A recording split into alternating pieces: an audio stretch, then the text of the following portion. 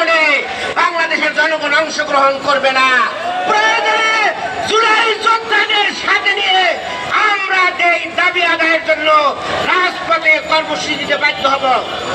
প্রিয় ভাই এবং বন্ধুগণ, আগামী দিনে আমরা এই অন্তর্বর্তীকালীন সরকারকে সাবধান করে দেব, আপনারা প্রয়োজনীয় সংস্কার জুলাই সনদের আইনি ভিত্তি না দিয়ে যদি নির্বাচনের দিকে যান তাহলে কিন্তু ভালো হবে না। এই দেশের জনগণ আপনাদেরকে সমর্থন দেবে না, আপনাদের বিরুদ্ধে আন্দোলন সংগ্রামী রাজপথে নামতে বাধ্য হবে। সংগ্রামী ভাইয়েরা, আমরা চাই না এই তত্ত্বাবধায়ক সরকারের বিরুদ্ধে এই অন্তর্বর্তীকালীন সরকারের বিরুদ্ধে আন্দোলন করতে, কিন্তু জনগণের অধিকার আদায়ের জন্য আমরা যেমন আগস্টে আমরা শহীদ হয়েছি, রক্ত দিয়েছি, আগামী দিনেও এই সংস্কার পিআর পদ্ধতির ইলেকশন এবং নিরপেক্ষ ইলেকশনের জন্য আবার যদি রক্ত দিতে হয়, শহীদ হতে হয়, তবুও আমরা পিছপা হব না ইনশাআল্লাহ। সংগ্রামী ভাইয়েরা, আগামী দিনের সকল আন্দোলন সংগ্রামে আমরা স্বতঃস্ফূর্তভাবে অংশগ্রহণ করব। আমি আমাদের দেশবাসীকে সেগুলো আহ্বান জানাচ্ছি। সংগ্রামী ভাইয়েরা, আমরা এখান থেকে মিছিল সহকারে যাব।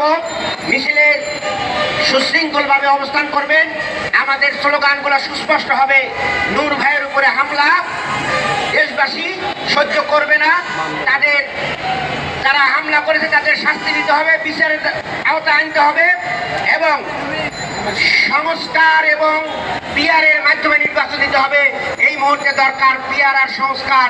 কেমন এই স্লোগানগুলো, ন্যায্য স্লোগান যেগুলো আছে সেগুলো দেব। আমরা কোনো উস্কানিমূলক স্লোগান দেব না এবং আমরা সর্বশেষ নেতৃবৃন্দ ওখানে যতক্ষণ থাকবে ততক্ষণ পর্যন্ত আপনারা থাকবেন। সবাইকে নিয়ে সবাইকে আমাদের নেতৃত্ব যেভাবে নির্দেশনা দিবেন, ঠিক সেই নির্দেশনার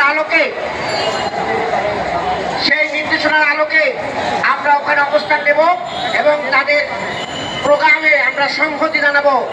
আমরা গণ অধিকারের ভাইদেরকে সাহস সংহতি জানিয়ে আজকের প্রোগ্রাম তাদের সমাপতি পর্যন্ত আমরা থাকবো। সবাইকে ধন্যবাদ জানিয়ে আমার কথা এখানে শেষ করছি। আল্লাহ হাফেজ। আসসালামু আলাইকুম ওয়া রাহমাতুল্লাহি ওয়া বারাকাতুহু।